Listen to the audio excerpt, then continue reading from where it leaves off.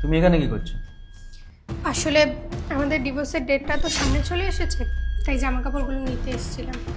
ঠিক আছে, যাও, তাড়াতাড়ি করো।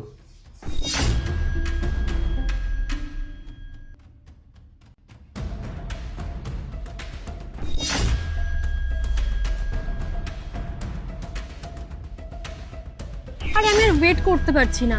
তুমি কবে তোমার বউকে ডিভোর্স দেবে? আরে চেষ্টা তো করছি, গেও একটা ভূত, বাবা মার জোরে বিয়ে করতে হয়েছে। দূর, খালি চেষ্টাই করে যাও, কাজের কাজ তুমি কিছুই করতে পারো না। আরে সময় লাগবে তো একটু, কিছু তো একটা বাহানা চাই, নাকি এমনি এমনি ছেড়ে দেবো? তখন বাবা মাকে কি জবাব দেবো আমি? দেখো, একটা পরিষ্কার কথা বলে দিচ্ছি, আমি আর তোমার জন্য বেশি ওয়েট করতে পারবো না।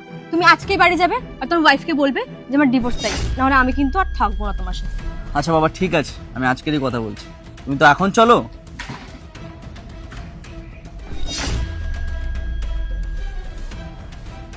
এ নাও, একটু কফি খাও।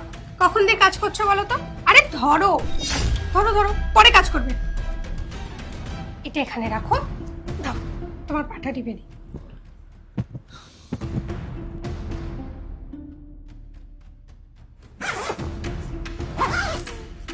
আমার হয়ে গেছে। চলে যেতেই হবে?